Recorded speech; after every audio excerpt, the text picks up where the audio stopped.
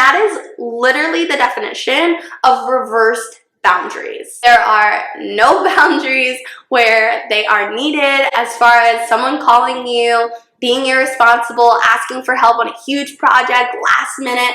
That's something you should have boundaries on. Hey guys, welcome back to my page, Fearfully and Wonderfully Made.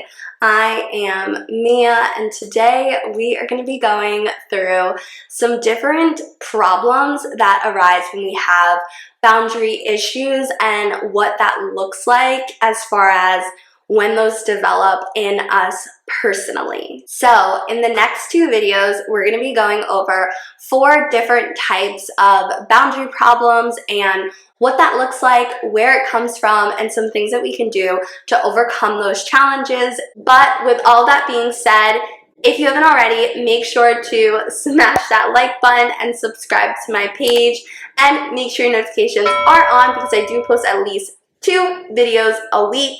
Hopping right into it.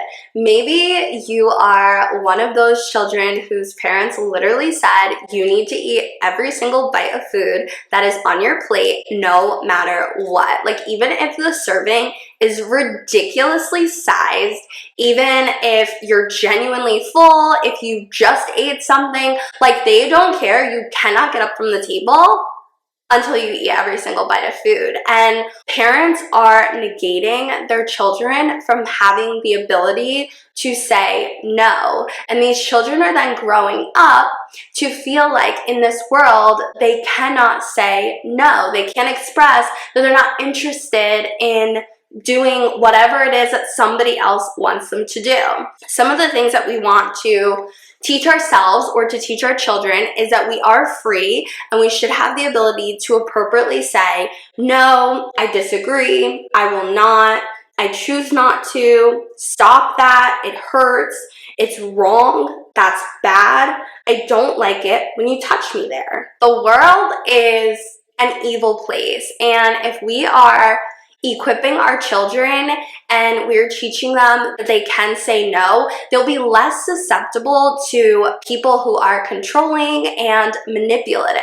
On the other hand, if that's not what we're doing or that's not what we're taught, then we become the chameleon of the group, the one who literally says yes regardless, don't want to rock the boat, and they do it out of a sense of just trying to minimize difficulties. It's not like this is coming from a bad place, but it's coming from this thought that was seeded in them as a child that they're not free to express their desires. They're not free to express their thoughts, or that they aren't comfortable with something, or that they can't do something. So what happens is they say yes to things that they shouldn't say yes to. It's like when somebody is asking them, like, oh, can you do this or that? And they're swamped. Like, they have so much on their plate right now, but they just don't feel like they can say no. Maybe it's that they were told that regardless of what you have going on, you need to be there for your family or your siblings or whatever, and you need to negate yourself, even if it's something that your siblings are like fully capable of doing on their own and they don't need your help. But because your parents put this thought in your head, you have lived your life and your parents have lived your life and your sibling has lived their life, enabling this irresponsibility and making you feel like you cannot say no. And if you do, if you have a difference of opinion, if you can't do something, that you're rocking the boat or you're selfish or whatever the problem may be. But at the end of the day, you're not free to say no, so you have to say yes to things that aren't necessarily good for you. Now, not saying no to evil obviously is an issue, but some of the reasons behind why people don't say no to evil are listed here. So there's fear of hurting the other person's feelings, fear of abandonment and separateness, a wish to be totally dependent on another, fear of someone else's anger, fear of punishment, fear of being shamed, fear of being seen as bad or selfish, fear of being unspiritual, or fear of one's over-strict and critical conscience. Now, the second issue with that is then when you are someone who's doing this so often, they find it harder to recognize things that are evil, because the issue isn't helping your siblings or helping out a friend with whatever the issue may be. If what somebody is asking you to do is not right, or if it's putting you in an uncomfortable position, or if it's something that they could be doing for themselves and what you're doing is now engaging in enabling them and making them more irresponsible, that's not something that God would desire for you to be doing. But because you have had this habit of just saying yes, yes, yes all the time, you start to lose the ability to even discern what things are good and what things aren't good, because you say yes to everything. And it comes from a place of guilt. At this point, it's not even our parents anymore that are still saying this. It's the internal parent, that seed that they planted in your head that you're now replaying that voice over and over and over, condemning yourself. And that's not what God wants for us. God desires for us to comply with things from the inside out.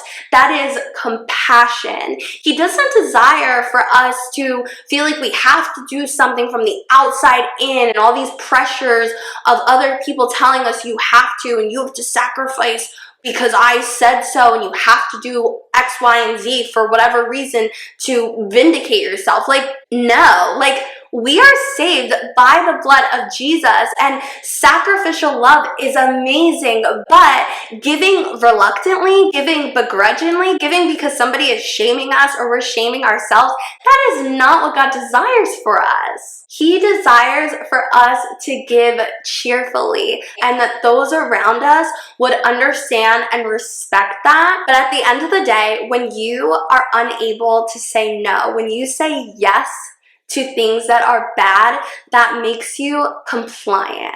Now, on the other side, there are avoidants, and avoidants are the type of people who say no to good. So maybe think of it this way, like, do you say no when other people are trying to offer you help? Do you rarely ask others for help? Or maybe like you don't even feel like you need anything because everyone else around you has a lot going on. They have these big issues. So you just have to minimize the things that are going on in your life because they're not as important, or it would just be stupid or selfish of you to even say that it's something that you need because so many other people need much bigger things. If that's you, my encouragement for you is that boundaries are meant to be a fence, not a wall. And boundaries are for each individual. It doesn't matter what someone else is going through. If you have stuff going on inside of your house that you need to get out, if you need to let the bad out of your house, then you need to let those walls down. Boundaries are meant to be a fence.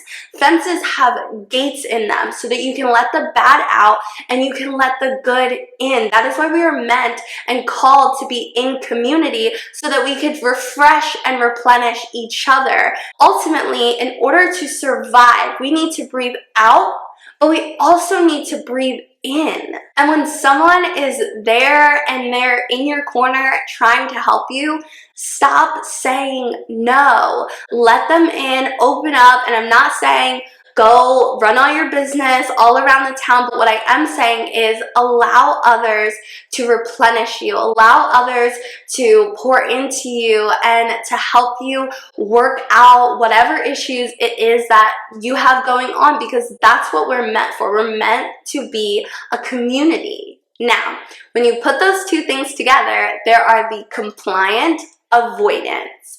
What that means is you're the type of person who everyone calls last minute to get the project done, and you do it. You do it and you help them, but you can't ask for help in return. Or when they offer help, you don't accept it because you don't feel like you deserve it. So in this case, not only can you not refuse evil, you also can't accept any good. And that is literally the definition of reversed boundaries. There are no boundaries where they are needed. And then on something that you shouldn't have boundaries on, like asking others for help in appropriate ways at appropriate times, you seem to have all types of boundaries where you don't feel like you can do those things. And what happens? That then leads us down this path of misery and this cycle of just feeling depleted and alone. And that's where anxiety and depression and feeling overwhelmed stems from, because we are not letting in what's good, and instead we're letting in what's evil. And to take it one step further, we have compliant, avoidant controllers. Now, we'll get into what controllers are a little bit more in the next video, but just to summarize, controllers don't respect someone else's no. You are a compliant, avoidant controller. That would look like you doing this favor, helping somebody with this huge project last minute, not accepting when they offer you help, but expecting them to just show up for you and do all the things that you want them to do. But often that leads to disappointment, because most of the time you're expecting this from someone who can't read minds. Now, the problem here is this just isn't the picture of love. This doesn't represent God. It doesn't do any justice to how we're called to love one another. We're not called to do things for someone so that they'll do something for us in return, and then also not express that we want them to do something in return, not accept when they offer it, and then just hold bitterness and anger and resentment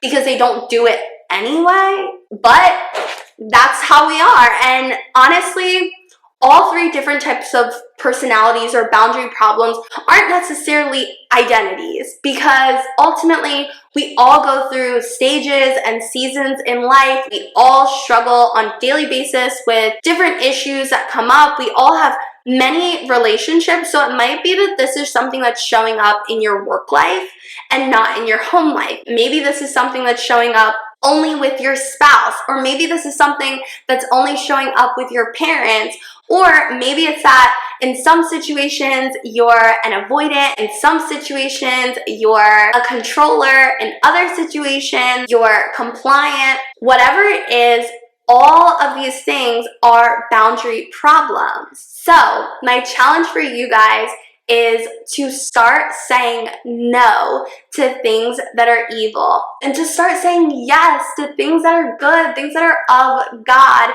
and ultimately respecting other people's no. God desires for us to be in community. So if you guys made it this far in the video, be sure to drop down below and add a little backpack emoji.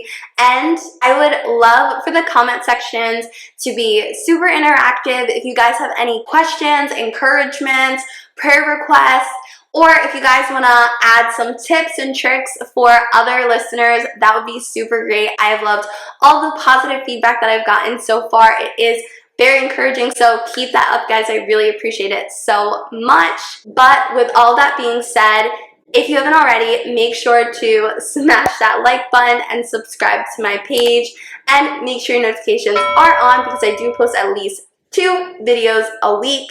But until then, be blessed, and I'll see you guys next time.